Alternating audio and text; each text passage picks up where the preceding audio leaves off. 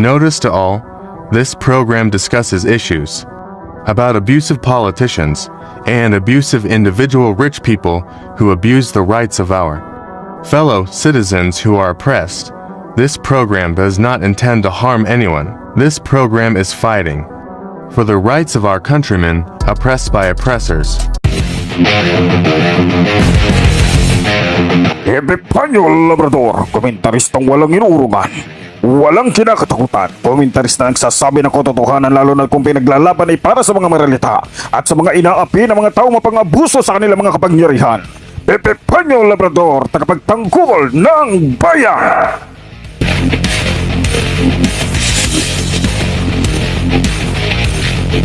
Sundan at pakinggan ang kanyang pakikipaglaban para sa karapatan ng ating mga kababayan. Epipanyol Labrador!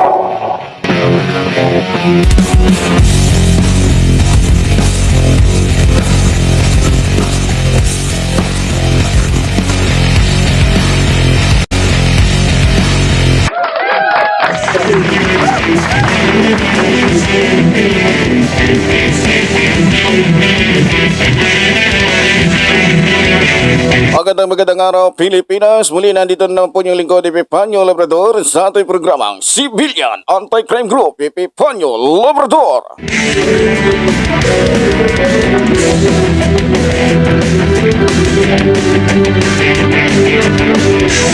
At syempre sa ating magpapatuloy mga minamahal ko mga kababayan, binamati po natin ang ating mga kapatid sa abroad na patuloy po na nakikisa at sumasama dito sa ating pagkikipaglaban-laban po sa mga tao mapangapit, mapang-abuso sa ating mga kababayan na tinatapakan ng kanilang mga karapatan. Magandang umaga po sa inyong lahat.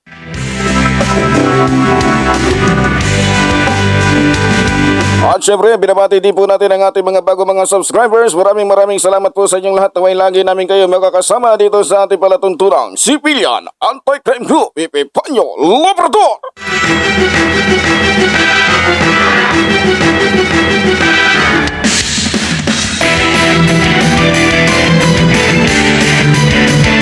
At syempre sa ating magpapatuloy, binabati po natin ang ating National Vice Supreme Commander Roldan Dumdum at maging sa ating mga kapatid dito sa samahang Civilian Anti-Crime Group Brotherhood.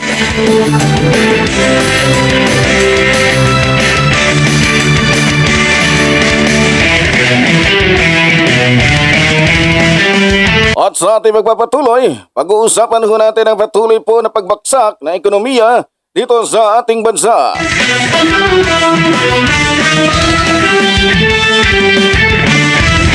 Ayon po sa survey, bumagsak pa ang ranggo ng Pilipinas sa Global Corruption Perception Index matapos makuha ang pinakamababang score sa loob ng ilang taon. Batay po yan sa pinakahuling survey ng index.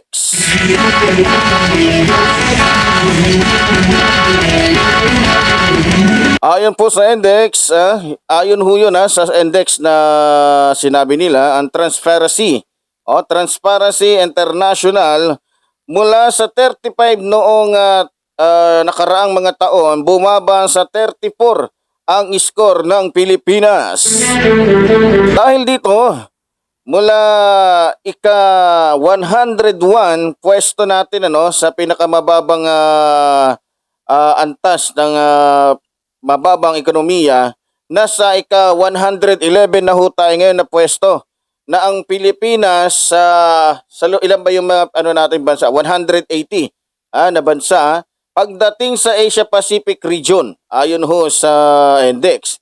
Kabilang din ang Pilipinas sa worst offenders sa Asia Pacific region pagdating sa pagbabanta o pamamaslang sa mga mamamahayag, aktivista, mga leader at oposisyon, mga tauhan ng law enforcement o mga ahensyang nagbabantay sa katiwalian.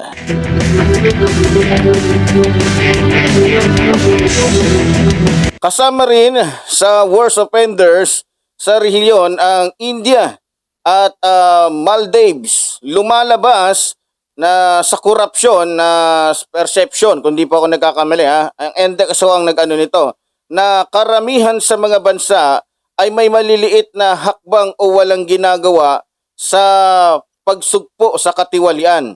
Nangunguna naman sa listahan ang New Zealand sa score na 189 tsaka yung Denmark sa score na 88.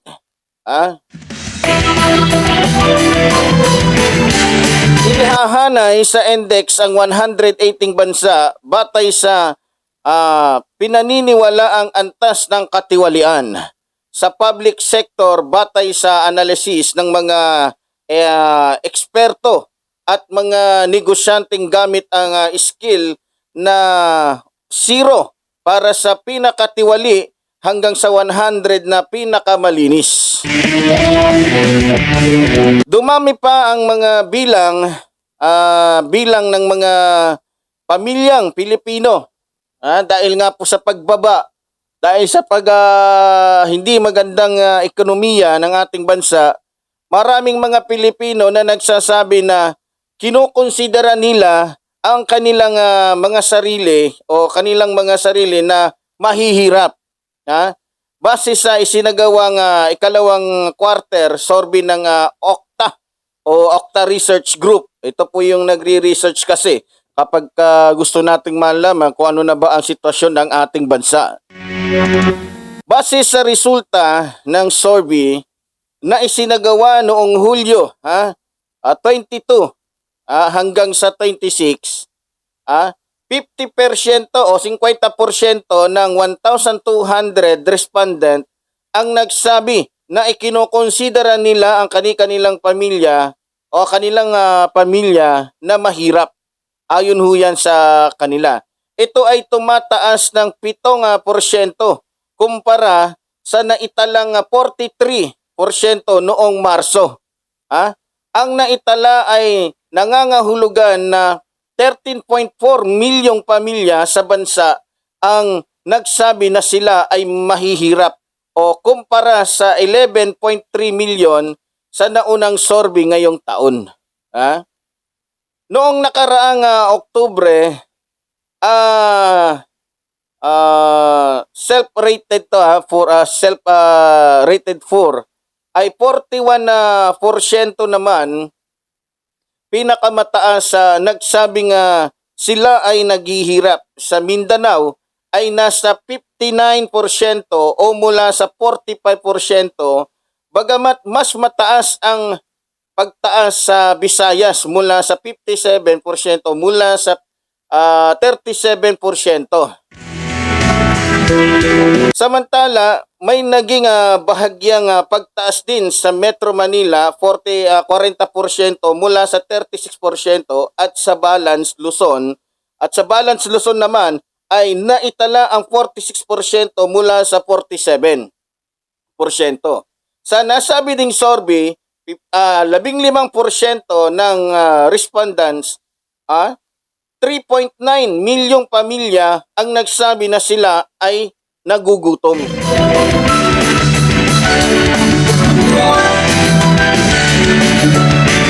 Alam nyo mga kababayan, kung hindi lang korap itong ating gobyerno, tayo po ay makakahabol ho. Tayo po ay makakahabol sa sitwasyon o sa pag-unlad ng ibang bansa. Ang problema kasi dito sa ating bansa, magmula ho sa pinakamaliit na ranggo na meron tayo dito sa ating bansa ay puro mga, alam nyo na, di mga kurap.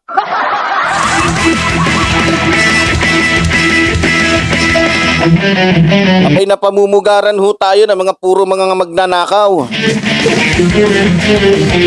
Mula sa kapitan, kagawad, punta sa mayor hanggang sa congressman, gobernador, lahat halos na nanunungkulan sa atin dito, kanya-kanya po sila ng pagnanakaw. Para sa susunod na taon ay meron po silang pera pambili ng mga tao na buboto sa kanila.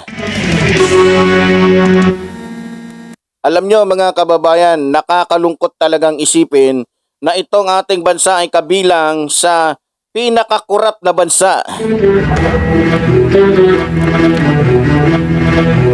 Okay, kung titignan mo sa pagdating sa kaligtasan, pagdating sa katalinuhan, pagdating sa pagiging masipag, number 1 ho sana ang Pilipinas. Number 1 ho ang mga Pilipino. Ang problema, kahit anong pagsisikap po natin, kung mayroon pong nakapaligid o mga nanunungkulan dito sa ating bansa na puro kurap, baliwala ho yan.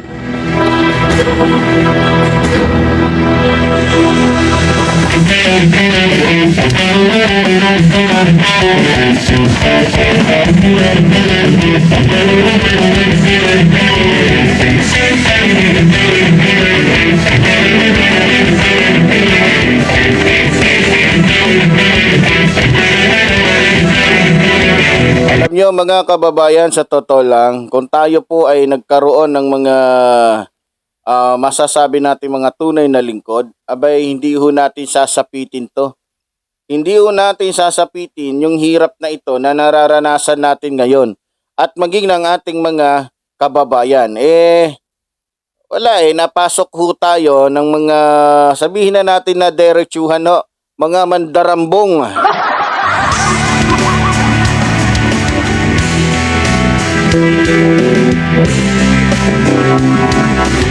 Pag nagkuhaan ng pera, akala mo sila nagmamay-ari ng pera. Akala mo sa kanila galing yung mga pera nga pinagkukuha nila.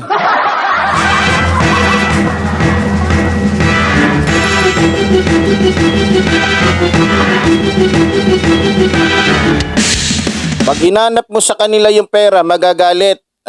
Pasasamain ka pa. Ayaw nila na hinahanap natin yung mga pera na pinagkukuha nila dahil nasanay sila at ginagamit nila ang kanilang mga kapangyarihan para lalong magpayaman. Kaya nga, ang iniisip po ngayon ng mga politiko, lalong-lalo na doon sa baba, 3 years lang naman tayo magnunungkulan, di natin alam kung mananalo pa tayo sa susunod. Siguraduhin na natin na sa pagpasok natin sa pagiging politiko, tutubo tayo, hindi tayo malulugi. Lalong-lalo na po yung mga nasa taas. 6 years, mahaba-habang panahon po makakapagnakaw ng pera ng taong bayan, yung mga yan. Kaya sobrang kawawa ho talaga tayong mga Pilipino na naniniwala sa kanilang mga sinasabi na sila ay makakatulong sa ating bansa. Pero ang nangyayari ngayon, wala pong nangyayaring tulong. Puro ho pabigat, puro ho mga kabigatan ng sitwasyon ng Pilipinas o ng ating mga kababayan ang ating nakikita.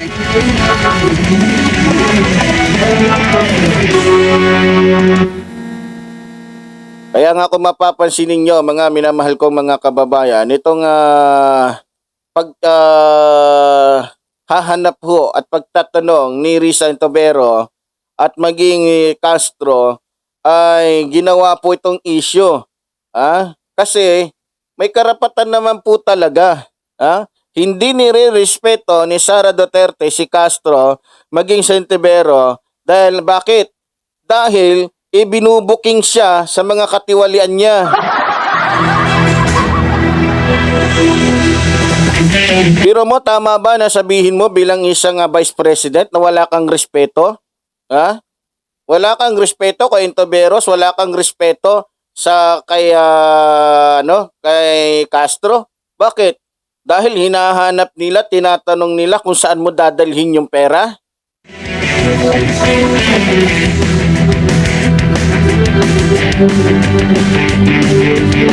Sa totoo lang mga kababayan, kung tayo po dito sa Pilipinas ay walang mga tiwaling mga politiko, walang mga politikong may mga private army, walang mga tao sa gobyerno na ginagamit yung kanilang mga kapangyarihan para mang-abuso, tayo po ay hahabol po sa mga bansang ito at magiging kapantay nila.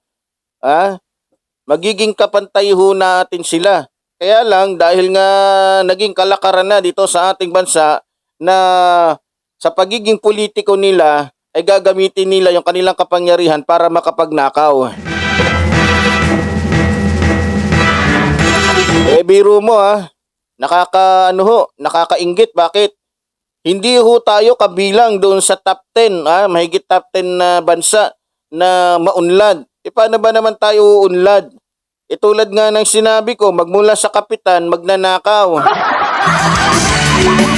Mula sa kapitan, mga abusado. Yung porky nga barangay tanod, abusado din .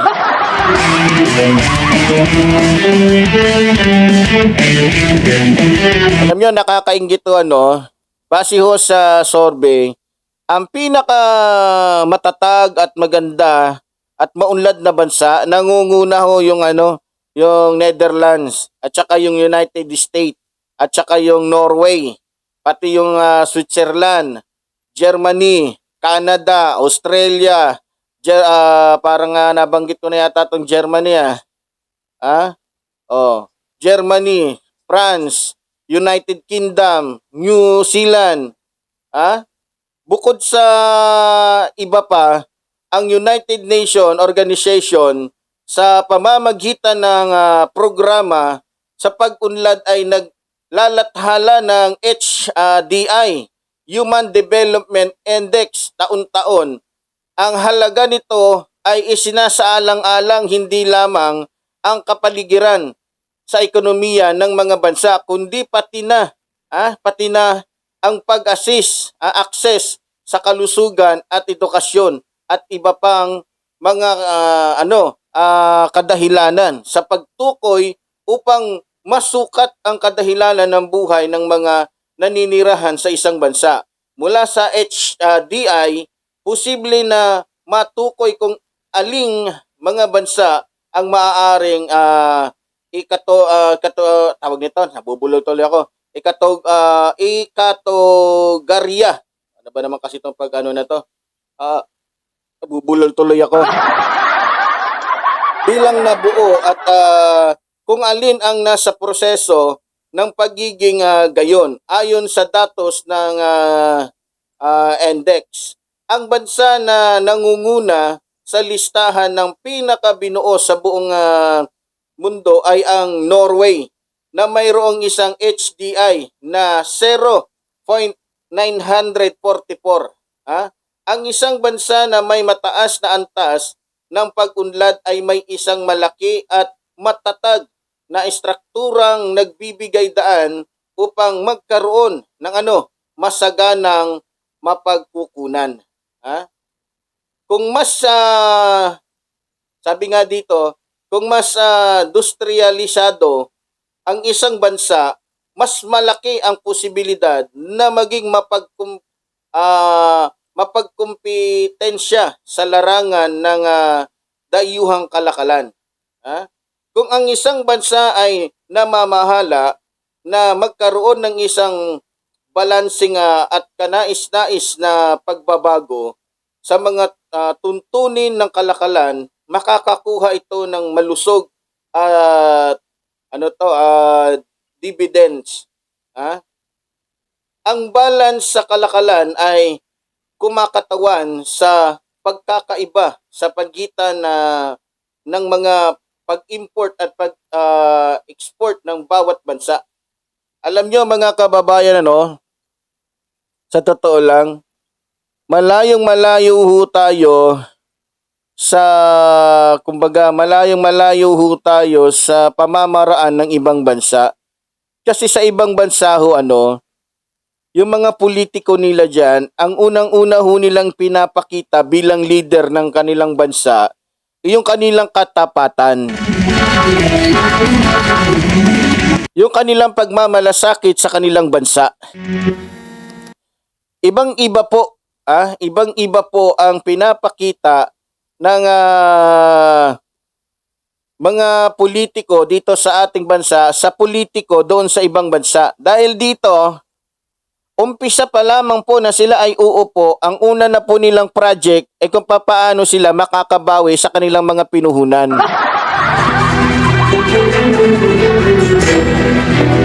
Ipagpalagay na ho natin na ang mga politiko dito sa ating bansa ay 1,000. Diyan sa 1,000 na yan, maswerte na ho tayo kung merong 10 dyan na makatao.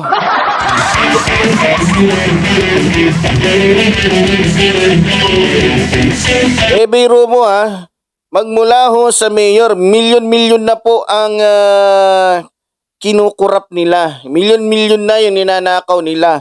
Sa isang probinsya, ilang mayor ba meron dyan? Palagay na natin pinakamataas, 30. Palagay natin kada taon nangungupit yan ng tag 10 milyon. Kwentahin nyo ho.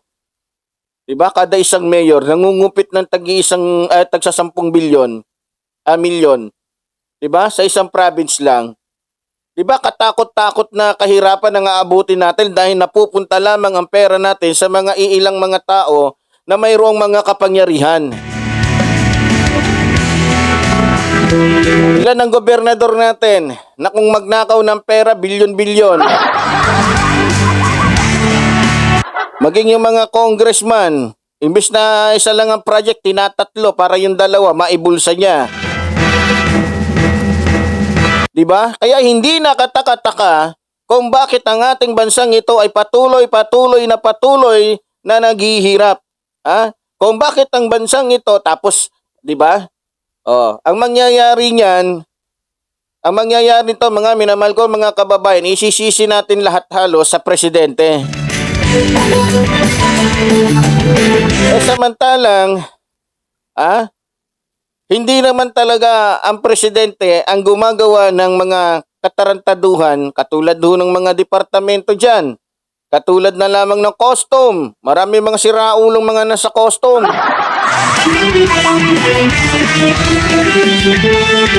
Lalong-lalo na sa mga departamento dyan na nangungupit. Lalong-lalo na dyan sa DPWH.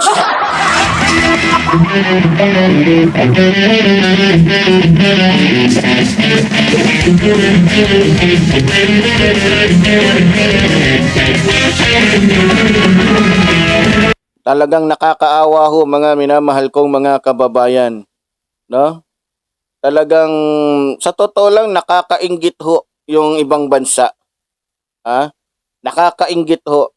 Ang nangyayari ho nito, dahil nga po asinsado yung ibang bansa, yung mga Pilipino ay pumupunta ho doon. Bakit? Doon kasi nila makikita, doon nila matatagpuan yung tamang pamumuhay. Doon nila makikita yung tamang sistema, pagkapantay-pantay ng tao, pagkapantay-pantay ng kasarian ng tao, at pagkapantay-pantay ng serbisyo ng mga nanunungkulan.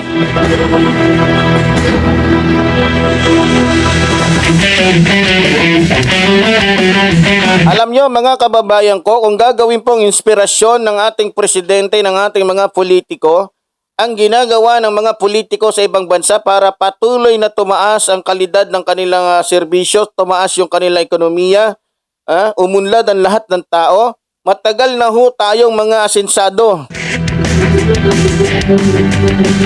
Alam nyo, pinagtatawanan ho tayo ng ibang bansa sapagkat ang mga Pilipino ay nagpupuntahan di umano sa kanilang bansa para lang makamtan yung kaginhawaan. Ang ibig sabihin lang ho nun, dahil hindi makita ng ating mga kababayan ng kaginhawaan dito sa ating bansa dahil puro mga kurap at puro mga magnanakaw ang mga politiko dito, doon na lang ho pumupunta sa ibang bansa nang makamtan naman yung kaginhawaan sa buhay.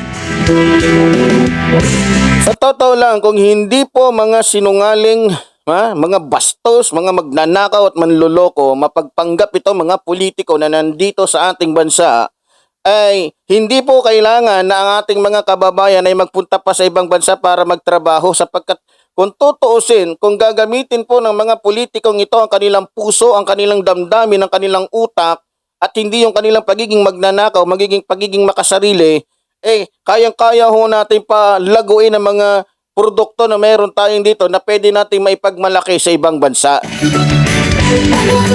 Biro mo, dahil nga sa puro magnanakaw mga politiko dito, dahil nga sa walang sapat ang gobyerno na maibigay na tulong sa ating mga kababayan, lalong-lalo na sa mga kababayan natin na nagtsatsaga, na nagtatrabaho, na sumisweldo lamang ng 300 pataas, samantala, di ba? Pagod na pagod yan, lalong-lalo din sa mga construction worker. Sa ibang bansa, pag construction worker ka, tuwan-tuwa sila doon. Bakit? Ang laki ho ng bayad ng mga construction worker doon. Times 10, times 5 pa yung halaga ng sinisweldo nila sa pang-araw-araw nilang sa araw-araw nilang pagtatrabaho.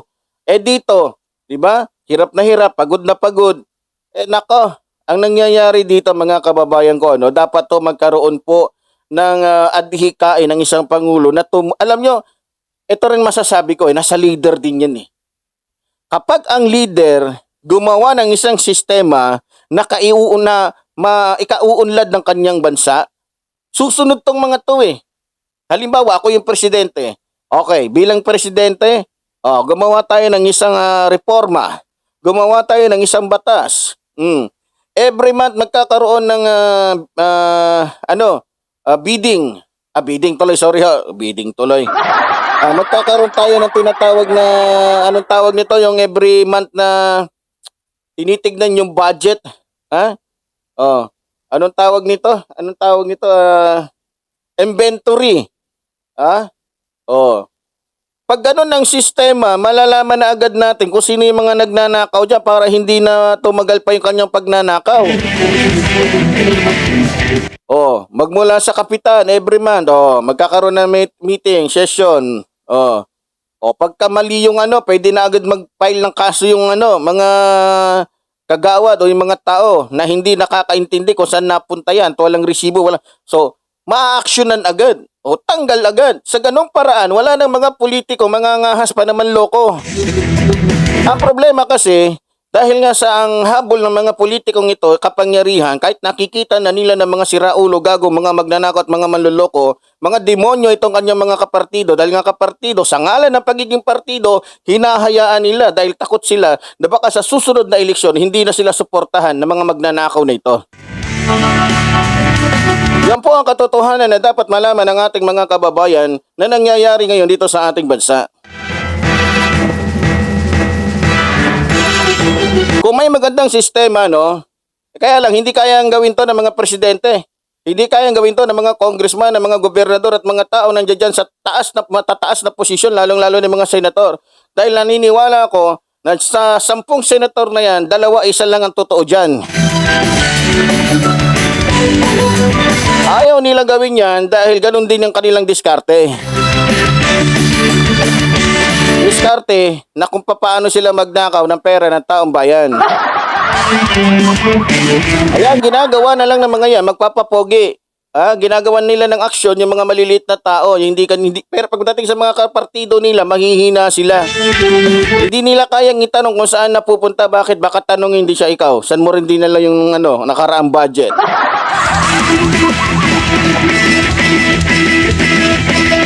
Sobrang inggit na inggit po ako sa sitwasyon ng ating mga kapwa-tao doon sa ibang bansa. Sa US, ang ganda ho ng kanilang pamamaraan. Wala ako, kung may nakikita man tayo naghihirap doon, ayun ho ay 0% pa rin sa dami ng mga mahihirap na makikita natin dito sa ating bansa. Ito lang mga minamahal ko mga kababayan, kung titignan nyo kung ang gobyerno natin may malasakit sa mga mahihirap, pinondohan naman yung DSWD. Bakit hanggang ngayon may nakikita pa rin tayong pag-alagala dyan, may nakikita pa rin tayong mga namamalimos dyan, mga taong nangihingi ng tulong dahil walang pambayad ng kanilang mga nasa hospital, mga taong may mga pangangailangan. Nasisilip ba nila yan? Nabibigyan ba ng aksyon ng gobyerno? Bakit hindi kayo gumawa ng isang departamento na sasagot sa lahat ng mga hinaing ng ating mga kababayan dito sa ating bansa? Ayaw nilang gawin yan dahil baka maubos yung kanilang mga pera. Pagdating sa ganung bagay, nagtuturuan sila. Pagdating sa mga ganung bagay, nagpapakiramdaman sila, nagbubulag-bulagan sila, nagbibingi-bingihan sila, na animo yung mga patay. Pero pagdating ng eleksyon, mga buhay na buhay yan. Kahit nga yung mga pulubi dyan na may kagagaling lang na pumunta na CR at hinipo yung kanyang puwet ay hinahawakan ho nila sa kamay para lamang iboto sila.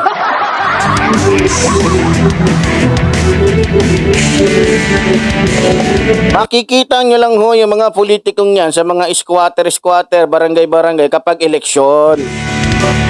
Kasi kailangan nila tayo. Alam nyo kung gagawin lang ng mga politiko to, every year, magkakaroon ng tinatawag na inventory. May titingin doon sa gastos ng presidente kung tama ba ito o hindi.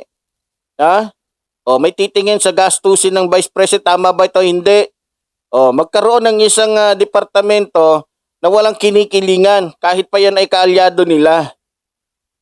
Kaya nga sabi ko, kaya patuloy ho ang nangyayaring nakawan dahil po mismo ang presidente ang kumukuha ng kanyang mga tao na magiging kasabwat niya sa gobyerno. Sino ba nagtatalaga sa finance? Sino ba nagtatalaga sa PhilHealth? Sino ba nagtatalaga sa etc. Di ba, presidente? Kaya nga sabi ko, dapat sa susunod, isasama na sa pagdating sa eleksyon, etong mga itinatalaga ng presidente, tanggalan siya ng kapangyarihan dyan. Bakit? Nagiging kasabwat ho yan nila sa kanilang mga ginagawang katiwalian. Kapag oposisyon ho kasi, kapag hindi nila kaalyado, balance ho yan. Talagang titignan, makukontrol. O ba, teka, lalabas kayo ng ganitong halaga? Para saan? So magkakaroon po ng tuwiran at patas na usapin patungkol po sa ipapalabas na budget ng mga nanunungkulan na yan. Hindi o kagaya ni Sara na ilang minuto lang nakuha niya na yung bilyon-bilyon. Dahil sa may gustong magtanong, ang ginawa naman itong tolokoy na to, itong pitos na to, itong si anak ni Marcos, hindi ko maintindihan kung babae lalaki ba to. Ay ba itong si Sandro, napakabastos, senyasan ba naman yan, hindi niya alam may camera. Kitang-kita ho yung kanyang kabulastugan, pinatayan, inutusan na agad patayin. Sino ka? Dahil anak ka ng presidente? Hindi ka pa nga presidente, tsulokoy ka na. Hindi nila nire-respeto yung mga taong nagtatanong, Sa totoo lang, kaya ho nagtatanong si Castro, hindi po para sa kanyang sarili at hindi naman mapupunta sa kanya yon. At sigurado kung hindi papayag itong si Sara na mapunta sa kanila yon. Ang tinatanong ho doon ay napakasimple lang na tinanong din naman ni Tiberos, bakit ka kukuha ng ganong kalaking halaga? Saan mo dadalhin? Napakasimple lang ho. Ngayon, base ho sa kanyang mga paliwanag ay napakalayo ho. Dahil po siya ay nahuhuli sa kanilang mga estilo, ayun, ang nangyayari yun yan, mga minamahal ko mga kababayan, galit sila. Biro mo, tama ba na sabihin mo sa social media na wala kang respeto kay Ontiveros, wala kang respeto kay Castro? Dapat respetoin mo sila. Kasi mga lingkod din yan ng bayan, hindi mo nire-respeto, bakit sino ka ba? Kung tutuusin, ikaw hindi dapat irespeto dahil magnanakaw ka. Kaya mga kababayan ko, ito po ang sigaw ng taong bayan, wag na wag niyo po boboto yan si Sara. Nasisiguraduhin ko po sa inyo dahil anak po yan ng kriminal at ng isang NPA, sigurado babalik ko tayo sa dati nating paghihirap.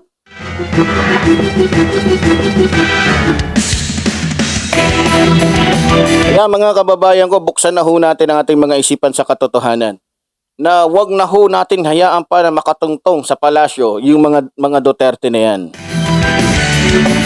Dahil hindi po yan gagawa kailanman ng kabutihan para sa ating ina. Makibiro mo kumuha ng bilyon-bilyon. Ngayon ang dami hong nag-aalmahan ng mga teacher. Unang-una, dahil MPA nga to, biro mo lahat ng mga doon sa eskwelahan pinagtatanggal. Hindi na nirespeto yung mga, di ba? Dati na yan Nag-aral siya, ganun na yan Kung ano-ano ang pinagpatatanggal, anong gusto mong ilagay dyan? Yung watawat ng MPA? Para gamitin nyo yung para makapag-recruit kayo?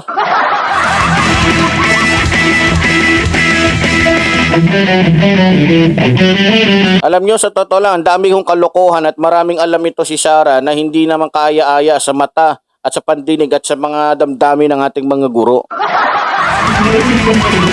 Ilang makapalag ang ating mga guro dahil siya pa ang nasa posisyon. Nagtataka nga ako dito, hindi pa siya kontento sa kanyang kapangyarihan. Abay, ginamit niyang yung kanyang posisyon para maagaw o makuha yung posisyon ng DepEd na kung saan makakakuha siya at magiging dahilan ng kanyang pagnanakaw. Isa po to sa hakbang niya kasi bilang isang vice president, hindi naman siya magkakaroon ng dyan. Kaya kinuha niya yung pagiging abay, hindi pa kontento sa isang kapangyarihan, kumuha pa ng ibang kapangyarihan. Ito po isang simbolo lamang na itong si Sara Duterte, ay matakaw. Makita naman sa mukha mo, sa mukha niya, sobrang kapal ng mukha Hindi pa kontento sa kanyang pagiging vice president, kumuha pa ng ibang trabaho para lang yung kanyang sweldo ay limpak-limpak.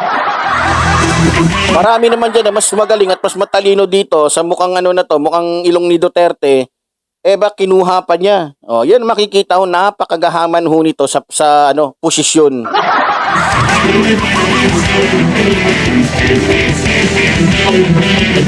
Pero naniniwala po ako mga kababayan na hindi na ho ito magiging presidente pa.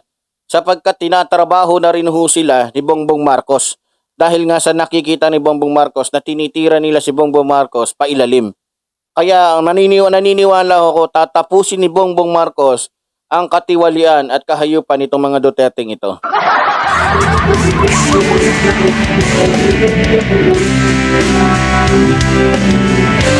Kaya mga kababayan, sana ho magkaroon po ng hustisya, no? Yung lahat po ng mga ginagawa nito ni Sara Duterte na ginagamit niya ang kanyang kapangyarihan.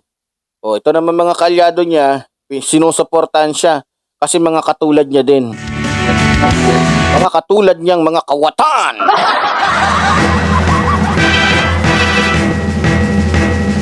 Sino-sino pa ba magdadamayan? Siyempre yung mga pare-pareho din yung sa loobin, mga pare-pareho din yung mga utak na walang ibang alam kundi abusuhin yung kanilang kapangyarihan at magnakaw ng pera sa taong bayan. Kaya mga kababayan, bago po tayo mamaalam dito sa ating pansamantalang mamaalam dito sa ating programa, muli sinasabi po ng inyong lingkod, mabuhay ang ating inang bayan. Mabuhay ang nagmamahal sa ating inang bayan. Maraming salamat po.